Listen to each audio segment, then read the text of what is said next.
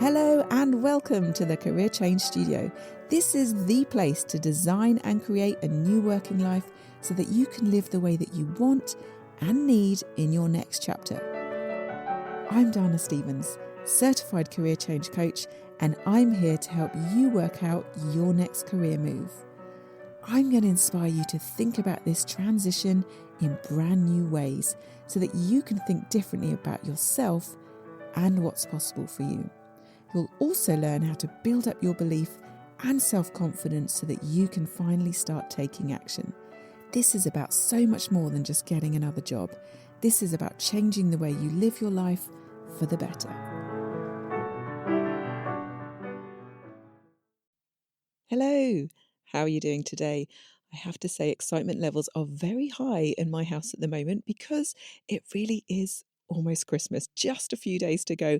And I love Christmas, like really, really love it.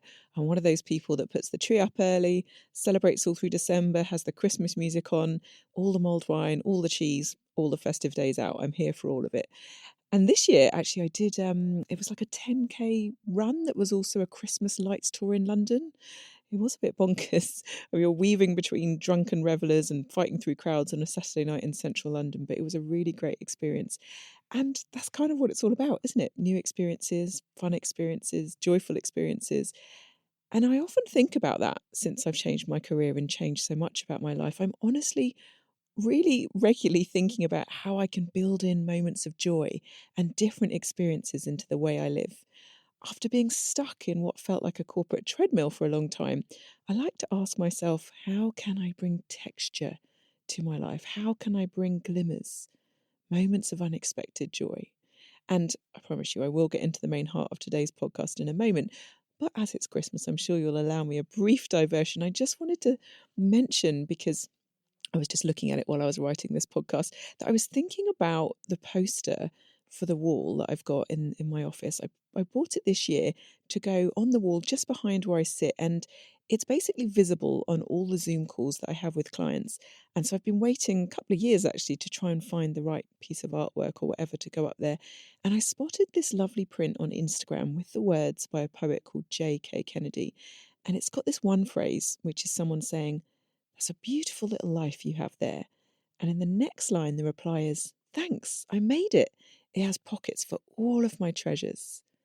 And I just love that. The idea that you can intentionally create a life that has pockets for your treasures and moments to treasure. And I really do like to think about my life in that way. So I just thought that I'd share that with you, as Christmas is often a great time to sit and reflect on what you have and what you'd like to add more of into your life. So you can ask yourself, is there space in my life currently for all my treasures? And if not, think about what it is that you want to change next year. So let's dive into today's topic, because as it was like a festive podcast, I thought I would offer you something that's going to be helpful and constructive, but also challenge you just to think a little bit differently, because hopefully you're going to have some time off over Christmas and you might be able to use that time to reflect on what I'm going to talk about today. And that's the power of language and how important it is when you're creating change in your life, and why supportive self-talk really can be so important when you're building up your confidence and trying to create momentum for change. The language that you use and the tone, the way that you say things is really, really impactful. It sounds like such an obvious thing for me to say, but you are always listening. I think we forget that sometimes, like we're always listening to ourselves. And so if the way that you talk to yourself is unhelpful, unkind, or even downright mean, then you're always listening. And over time, you will start to believe those things that you're constantly reinforcing. So, what do I mean when I'm talking about self talk? I mean that internal monologue going on in your head, the inner critic, that voice that pops up when you want to try something new and says things like, "Well, actually, I'm not sure you can do that," or "Are you really sure that you should do that? Maybe it's going to go wrong. What if you fail?" Or "You don't know what you want," or "You'll have to ask other people." Or maybe for you, it comes up after things happen, right? If you've been in a meeting and your brain just likes to offer you, well, this little inner critic jumping in with, "Oh, maybe you should have prepared more. Maybe that wasn't very good. What do you think everyone was thinking of you?" right? The way we talk to ourselves, that inner voice, when it's unhelpful, unkind, or mean, it's often very closely linked to our limiting beliefs, the beliefs about ourselves that limit us, that hold us back. And I do explain more about those in episode 8 of the podcast if you want to go back and listen to that. But when our inner voice is negative, there is often a clear correlation between that and our level of self confidence, how much trust and self belief we have in ourselves. So, in order to make changes in your life and career, you do want to start working on these things, changing the beliefs that are limiting you, working on your confidence, rebuilding that. And all the while, the thing that's knitting that together is language. Language is going to be key to that. I want you to take a moment now and really reflect on how you talk to yourself. What is the flavour of your internal monologue? Is it supportive? Or is it full of doubt and worry? Are you constantly questioning yourself? Are you being mean? Would you talk to other people the way that you talk to yourself? That's a really easy way to check in on whether the way you're talking to yourself is kind or supportive or not. Would you talk to other people the way that you talk to yourself? Do you like the way you speak to yourself? Maybe you hear an echo of someone else's voice in there. Sometimes it's like an echo of a parent or a sibling or even a critical ex-boss that we've had. Ask yourself, do you really want to be giving that voice prominence now at this stage of your life? The good news is that you can change how you talk to yourself. It takes some practice, but it really is possible. And the very first step, as with many things, with thought work and mindset management, the very first step is awareness, noticing it, noticing how you talk, and then deciding what you want to do about it. If you decide today that you want to make a change, then great. Consider what you want that change to be. Is it using a more compassionate tone? Is it about showing yourself more understanding? Is it about using kinder words that are more aligned with your values? What if you just decided today that instead of being your own biggest critic, that you would be your own biggest cheerleader? You could be the first person to notice when you've done something well. You could be the person to say the kindest thing to yourself. You could be your own hype woman. You could pick yourself up when you're down with the power of supportive advice, the type of advice that you might offer to a friend. Most of us are really great at doing that for our friends and not so great at doing it for ourselves. What if we changed that? What if you decide today that you could be your most supportive ally and friend? How would it change things for you? Think about how your understanding, your reassurance, your empathy helps your own friends. Why wouldn't you want that for yourself? Would it make you feel happier, more capable, more open to trying new things? Just think about that, because I really can't see a downside to being nicer and talking to yourself in a more supportive way. Let's run through an example. One thing that I've worked with quite a few clients on is language about not being good at something. Now, usually I'll pick up on it over our sessions and I'll notice that they keep saying things frequently. They might keep saying, oh, I'm rubbish at that, or I'm no good at that, or I'm terrible at that. And for different people, it's different things. One client, it might be that they're telling themselves they're rubbish at doing presentations. One might say that they're no good at speaking to senior management, or they're terrible at making decisions, or crap at communication. Now, the thing is, when your brain offers you a doubt or a limiting belief like that about yourself, and then you constantly repeat it, you're reinforcing it through your self-talk. And how you say it to yourself and how often you say it to yourself really matters. Let's take, I'm terrible at talking in front of large groups of people. Now, you might have latched on to this idea that you're bad at it. You're not good in meetings or presentations, so you try and avoid it wherever possible. And then you get the fear if someone asks you to do it, and you're anxious about it beforehand, and you maybe work yourself up into a state. Now, let's imagine, I want you to imagine a child. A child is feeling nervous about talking to a big group of people. Maybe it's their class or their assembly. And you can imagine your own child if you have children, but if you don't have kids, just imagine someone of about 7 years old. And when they're confiding in you that they're feeling worried about it, you say to them, imagine that you say to them, yes, you are terrible at talking in front of large groups of people. You're really bad at it. don't do it. Just don't even try, because it's probably going to go badly. You're going to mess this up. People are probably going to laugh at you, actually, and they'll probably make fun of you. They're going to expect it to go badly. It's going to be a nightmare. You might never get over it. Now, that probably sounds a bit extreme and harsh, but these are the sorts of things that our inner critic often says to us, that we let our inner critic say to us, right? But just imagine saying them to a kid who's nervous and scared. And then imagine a new opportunity to speak comes up. And that kid says to you, I've been told by the teacher I have to try and do a talk to the whole class about my project tomorrow, and I'm really scared. And you just went, no, you're not good at that. You're really bad at it. You're terrible. You're really bad at speaking in front of groups of people. Like, let's just think now about all the ways that that's going to go wrong, because you're not good at that. And maybe they come to you again the next time they've got to speak. And you said, no, just don't even bother. You're really terrible at it. What do you think would happen to that child if you were telling them time and time again, every time they were trying to do something that they found difficult, that they were terrible at it, that they were no good, that they'd never get any better, that it was going to be awful? They would be crushed. Their confidence would be on the floor, and you just wouldn't do it. Well, I hope not. But it would be soul destroying for them, right? Hearing it over and over again every time they thought about trying it again, or maybe they had to try and do it. And if you said that to them every single time, do you know what would happen? They would believe you. Over time, they would believe you. And they would start to think, oh, it really must be true that I'm terrible. This is impossible. There's no way I can get better. I shouldn't even try. I should just give up. This clearly isn't for me. Who am I to think I can do any of this? And on it would go into a spiral of negative self-talk. And this is what you are doing to yourself every time you continue this way of talking. You're crushing yourself. You're crushing your own confidence. You're shutting yourself down. You're telling yourself, this is you. You're bad at this thing. There's no hope of ever getting better. Just keep believing this thing as being incredibly true. Stop trying. Just stay there. Don't try and improve. No.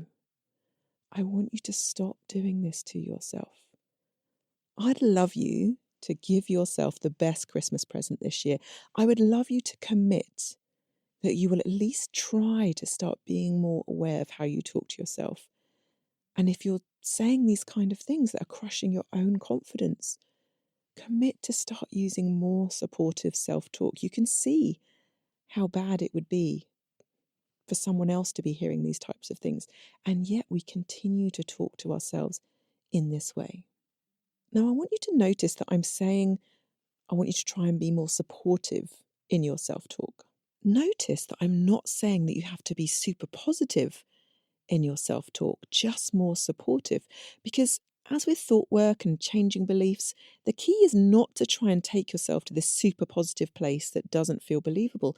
It's not about suddenly telling yourself, oh, I'm brilliant at communicating with large groups, I'm great. That won't feel believable. You don't need to do that. You just need to commit to supportive self-talk. How can I talk to myself in such a way that it helps me feel better about myself, even a small bit? How can I talk to myself in a way that reminds me that this isn't how it's always going to be? How can I talk to myself to encourage me to think about how I can change? How can I remind myself that this isn't always true, or that I can adapt or learn new things or get better and improve? This might just be a shift to something like, I'm working on getting better at communicating in big groups. I'm preparing to see how I can improve at talking in a big group. Or this is just a practice for me so that I can get better. I'm figuring out how to do this differently.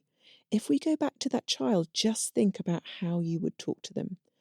Firstly, you would adopt a kind and compassionate tone. You'd say, firstly, that it's okay to feel nervous or worried. You wouldn't dismiss that. And then you would very likely focus on their capacity to change and get better and improve. You might say something like, you might find this hard now, and let's think about what you can try that might help. Or you'd say, if you haven't done much talking in front of groups, it can feel overwhelming, but people aren't waiting for you to fail. They want to hear what you have to say. Or This will get easier with practice. Let's practice together now. Or you might give them practical techniques such as box breathing to calm their nerves. You see, the way that you talk to them would be solution focused to help them progress and improve. That's the approach I want you to take with yourself. I want you to really think about the way you're talking to yourself and whether that is one of the things that is actually keeping you stuck, keeping you repeating the same patterns.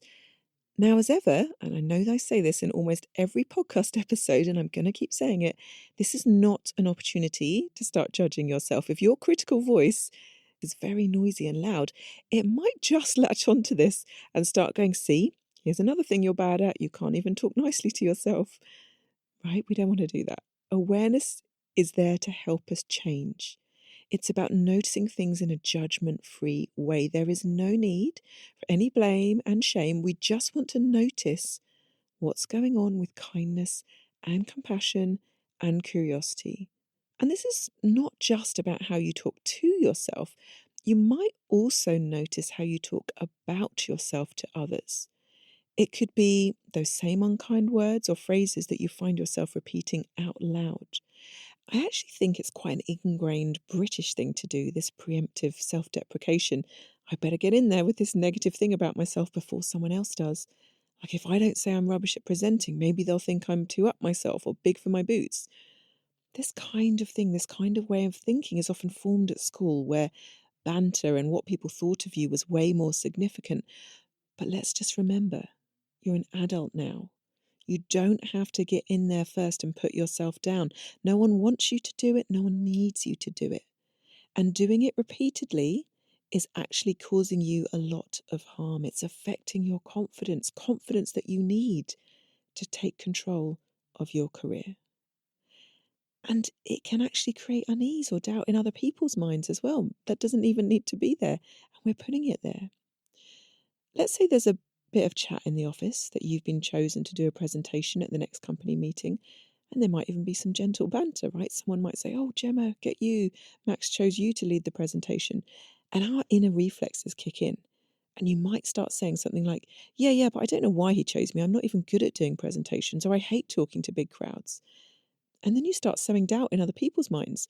Colleagues might think, oh, I know Gemma doesn't like doing presentations, as she always says that. Maybe I'll bring someone else to lead the next meeting, or I won't get Gemma on that project because it involves lots of presentations and she doesn't like it. She's not good at it.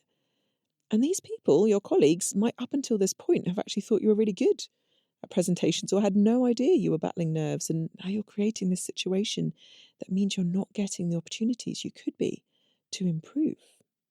And I want to focus on another bit of language that comes up a lot. And this is a phrase that people can say to themselves and to others a lot. I don't know. Now, while this isn't apparently very negative language, it isn't the most supportive either. You might say this to yourself when you're thinking about how you want to change careers. So let's think about it in that context. You might be saying this to yourself repeatedly. I just don't know what I want. And maybe if people ask you, say, oh, I just don't know. I don't know. The thing about I don't know is it shuts things down. It sort of almost gets you off the hook. If you don't know, then you don't have to do anything about it. You don't have to take any action or move forwards in any way. You can just sit in the familiarity of not knowing. If you don't know, then you can keep asking other people for their opinions, keep abdicating responsibility for what to do next in your life. But if you shift that just a tiny bit, change the language to I'm figuring it out, or even I want to figure it out. That feels different. You're no longer stuck in I don't know. You're doing something. You're in motion. Then your brain starts offering you options, avenues to explore. If you say that I'm figuring it out to other people, then they're more likely to be like, great, tell me more. What do you know so far? What are you still working out? And it just changes how you feel and act. Focus on what you do know, because there will be things that you do know, even if it's things that you don't want from the next chapter of your career. That's some information. And just in a broader sense, if you find yourself telling yourself over and over again that you don't know, or you say it all the time to other people at work or in the rest of your life, be on to yourself. Notice if this is what you're doing. When people ask your opinion at work or ask you what your plans are or what happens next, you automatically find yourself saying, oh, I don't know. Do you really mean it? Is it really true? And it creeps in really small ways too. For example, sometimes when we're just trying to be polite, you might say, I don't know if I really understand the point you're making, or I don't know if I've got this correct, but and when we're constantly saying that, like I said before, it reinforces this narrative that we don't know and makes other people believe that we don't know as well. But sometimes we really do.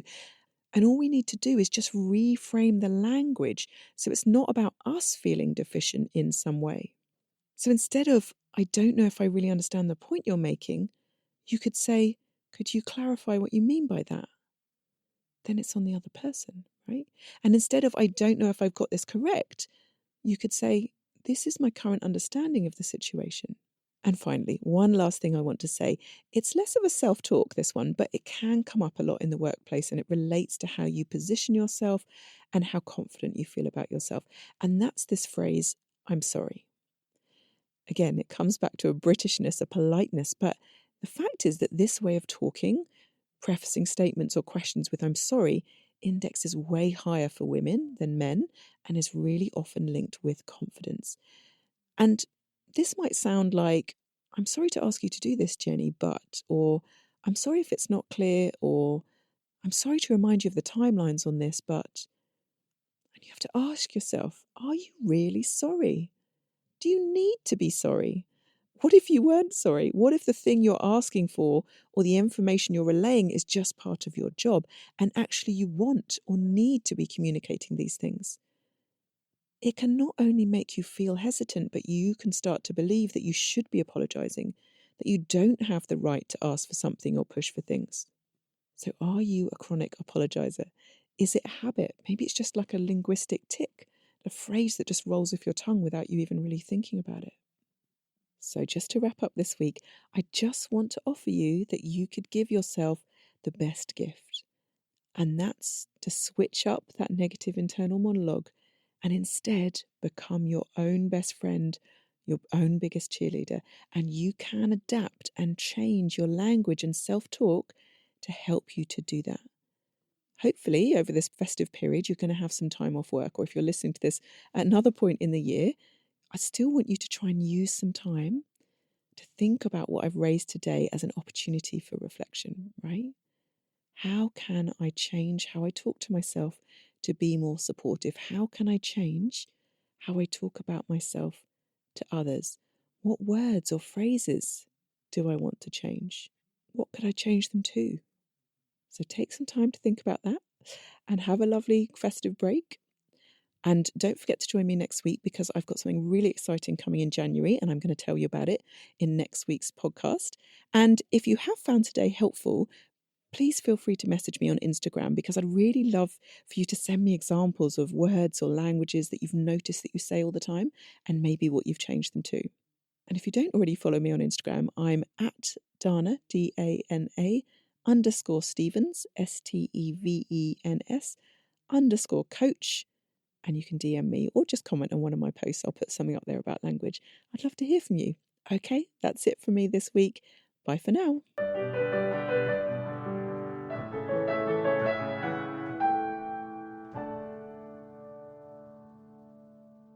And if you want to start making changes to your working life, come and talk to me. You can book a free consultation with me where we'll talk about your personal situation, what's really holding you back, and what you can do differently to start making changes. I'll let you know what type of career change coaching is going to help you, and you can ask me any questions about your personal situation or about my proven process, the Life First Career Method, a method that helps people like you change your career so that you can change your life. Just visit my website, danastevens.com. That's DANASTEVENS.com and click on the link to book a consultation. Or you can find the link in the show notes. If you've enjoyed this podcast, make sure you get your weekly fix of inspiration and career change guidance by clicking follow or subscribe wherever you get your podcasts. And if you'd like to rate and review the podcast, that would really help me get this in front of people who also might be feeling stuck and lost. So I'd really appreciate your help. And if you know anyone, friends, family, even colleagues, who might be thinking about changing careers, please do share this podcast with them. You might just be the person that helps them change their lives for the better.